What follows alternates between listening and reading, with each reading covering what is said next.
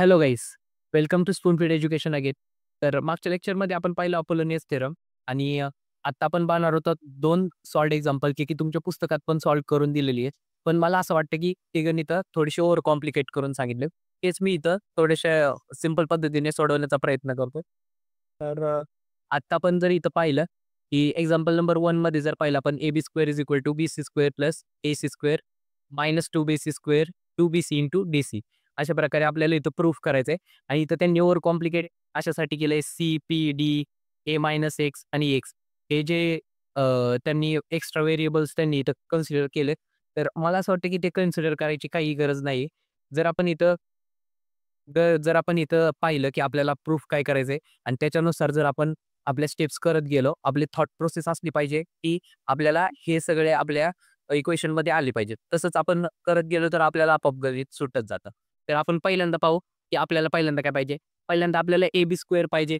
तर AB square पाहिजे म्हणजे आपल्याला ट्रायंगल ए-बी-डीमध्ये जर बघितलं, तर ए-बी स्क्वेअर हा एक हायपोटेनियस आहे आणि ए-बी स्क्वेअर हायपोटेनियस असेल तर आपण तो कन्सिडर करून अ, आपल्याला ए-बी स्क्वेअर मिळेल. तसंच आपल्याला इथं बी-सी स्क्वेअर पाहिजे. आता बी-सी स्क्वेअरमध्ये आपल्याला इथं दिसते डी-डी-सी हा डी-डी-सी म्हणजेच काय? पी-डी-सी हे कोलिनियर आहेत. म्हणजे ह्याच्याकडे साध्यापुरतं लक्ष नाही द्यायचं. तिसरं कोणतं आहे ए-सी. हायपोटेन्यूस घ्यायचा.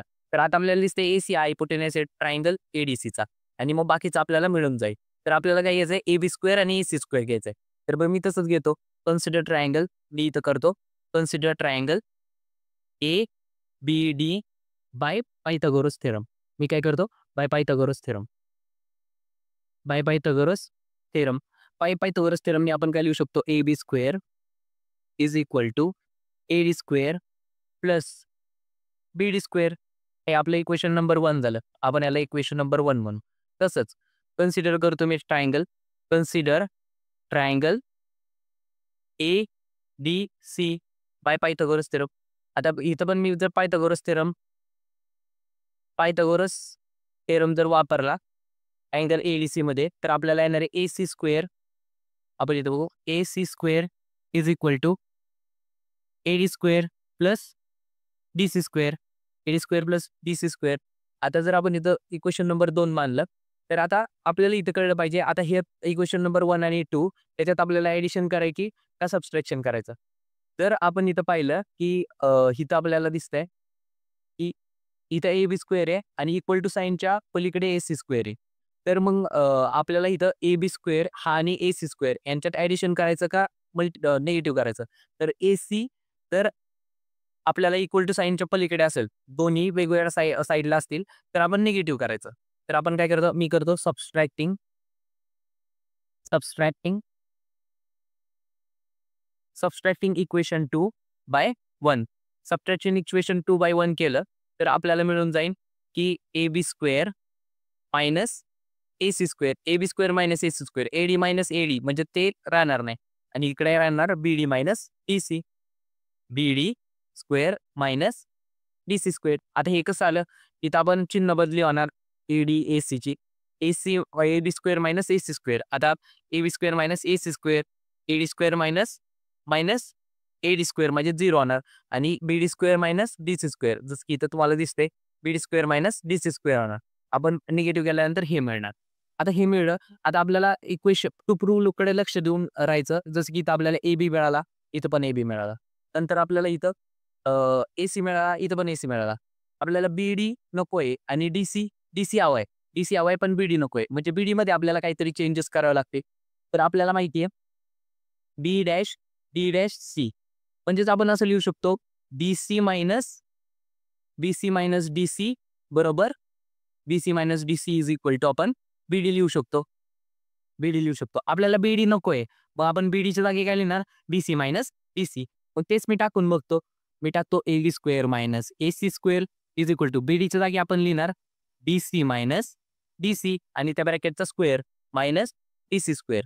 मायनस डी-सी स्क्वेअर लिहिला. आता इथून पुढे आपल्याला कळते की B C square minus plus D C square minus 2bc into D C minus D C square. आता इथं डी-सी स्क्वेअर प्लस होता, इथं मायनस होता, कॅन्सल झाला. खाली काय राहिलं? D-C square minus 2bc into D-C plus इकडे काय राहिलं होतं? AB square minus A C square. आता आपल्याला कोणत्या फॉर्मॅटमध्ये पाहिजे होतं, आपल्याला AC ABच्या पलीकडे AB इज इक्वल टू पाहिजे होतं. मग मी AB इज इक्वल टू करून घेतो. AB is equal to BC square minus होतं इकडे, या मायनस इकडे जाऊन प्लस होणार, plus AC square minus 2BC into DC. आणि हे तर आपल्याला प्रूव्ह करायचं होतं. फायनली आपलं प्रूव्ह झालंय. तर आपल्याला लक्षात काय ठेवायचंय, आपली थॉट प्रोसेस कशी ठेवायची ह्या गणितांसाठी. हे गणित खूप सोपी असतात, पण आपल्याला अवघड वाटतात. आणि अवघड वाटल्यामुळे बरीच जण हे करत नाही. आपल्याला काय करायचंय, हायपोटेनस शोधायचे. जसं की मी इथं शोधलं AB स्क्वेअर आणि AC स्क्वेअर हे 2 हायपोटेनस पाहिले. BC मध्ये मी कोलिनिअरिटी वापरू शकतो आणि पाहिजे ते आपोआपच येत राहतं. जे काय पाहिजे ते आपल्याला आपोआप येतं. फक्त आपल्याला काय लक्षात ठेवायचंय, पहिलं हायपोटेनस घ्यायचं, त्याची ॲडिशन किंवा सबट्रॅक्शन काय करायचंय. आता सबट्रॅक्शन कधी करायचं, आता इक्वल टू साइनच्या पलीकडे AC आहे आणि इकडं AB आहे. मग आपण ह्याचं सबट्रॅक्शन करणार. जर एका साईडला असते तर आपण ॲडिशन केली असती किंवा जे काही चिन्ह दिलंय ते केलं असतं. तर अशा प्रकारे हे गणितं सोडवली तर मला वाटतं तुम्हाला सोपी जाते. तर आपण अजून एक इम्पॉर्टंट एक्झाम्पल पाहू. तुमच्या पुस्तकात हे पण एक्झाम्पल सॉल्व्ह केलेलं आहे. पण आपण इथं आपल्या सोप्या पद्धतीने सॉल्व्ह करायचा प्रयत्न करू. इथं ओव्हर कॉम्प्लिकेटेड करण्याची गरज काहीच नाहीये. आपल्याला फायनली काय करायचंय, आपल्याला फायनली जे प्रूव्ह करायचंय ते आलं पाहिजे. जसं की इथं AB square minus BC square हे आलं पाहिजे. आता परत एकदा आपण त्या गणितात पण तसंच करू. आपल्याला काय पाहिजे होतं, AB स्क्वेअर पाहिजे होतं. तर AB हा हायपोटेनियस आहे. DC हा हायपोटेनियस आहे का? TC हा हायपोटेनियस नाहीये, पण DC, ECB हे काय कोलिनिअरिटी आहे. म्हणजे हा कोलिनिअरिटीमध्ये येणार आहे TC.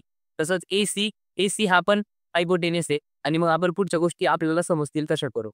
तर आपण काय करू, इन ट्रायंगल AB म्हणजेच in triangle ABD by Pythagoras theorem.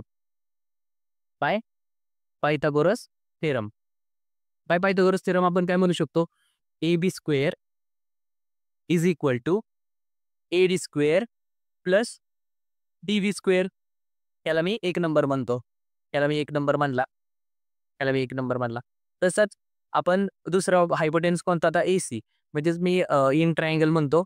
In triangle ACD by by Pythagoras theorem.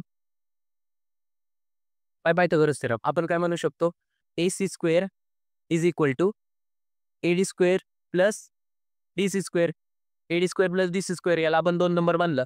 आता जर आपण पाहिलं की AB आणि AC दोघं इक्वल टू साइनच्या अलीकडे पलीकडे आहेत. म्हणजे ह्याच्यातनं आपल्याला काय करायचंय, ह्याच्यातनं आपल्याला निगेटिव्ह करायचंय.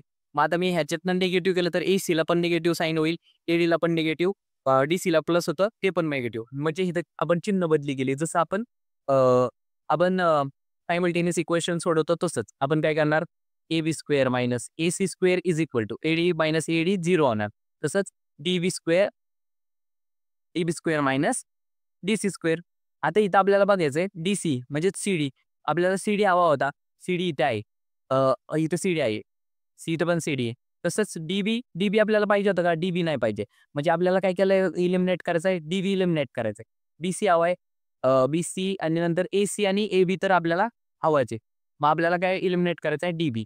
तर इथं तर पहिलं आपण DB इलिमिनेट करायचं असेल तर DB is equal to DC plus CB लिहू शकतो आपण. म्हणजेच मी इथं लिहून घेतो, DB is equal to DC plus CB. याला आपण ह्याचं कारण लिहू शकतो, D dash C dash B. म्हणजेच आपण आता जर DBच्या जागी जर आपण DC प्लस CB टाकलं तर आपलं इक्वेशन असेल AB square minus AC square is equal to DBच्या जागी आपण काय टाकणार, DC प्लस CB. पण ब्रॅकेटचा स्क्वेअर, कारण की DBचा स्क्वेअर होता. प्लस नाही, इथं मायनस DC स्क्वेअर. मग आपलं फायनल आलं DC square plus CB square plus 2DC into CB minus DC square. आता इथं पाहिलं की DC स्क्वेअर आणि DC स्क्वेअर कॅन्सल होईल. राहील आपल्याला आपलं फायनल आन्सर येईल CB square plus 2DC into CB. आणि इकडे राहिलं होतं AB square minus AC square. आता AB square minus AC square होतं. आपल्याला AC पलीकडे पाहिजे. मग आपण AB स्क्वेअर एकटा ठेवू.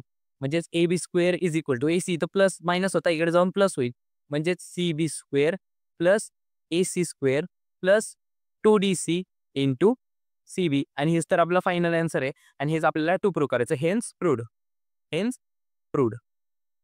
तर ह्या 2 एक्झाम्पलवरून आपल्याला असं लक्षात येईल, की आपल्याला ज्या ओव्हर कॉम्प्लिकेट करून गोष्टी दिलेल्या आहेत पुस्तकात त्यांच्याच प्रमाणे चालायला पाहिजे असं आपल्याला काहीच नाही. आपल्याला काय करायचंय, आपल्याला आपल्या थॉट प्रोसेसवर विश्वास ठेवायचा. कोणती थॉट प्रोसेस? जे की मी तुम्हाला मेथड सांगितली. त्या गोष्टी टू प्रूव्हमध्ये त्या गोष्टी आपल्याला आणण्याचा प्रयत्न करायचा आणि बाकीच्या गोष्टी आपोआप होत जातात गणितात. जसं तुम्ही स्टेप वाईज गणित सोडवत जाताल, तसं तुम्हाला हळू ते सुटत जातं. तर त्या लेक्चरपुरतं एवढंच होतं. Stay tune for next lecture आणि यू आर ऑल्वेज वेलकम. जर तुम्ही मला शंका विचारल्या तर प्लीज मला तुम्ही शंका विचारा. मी खाली WhatsAppची लिंक सोडतो.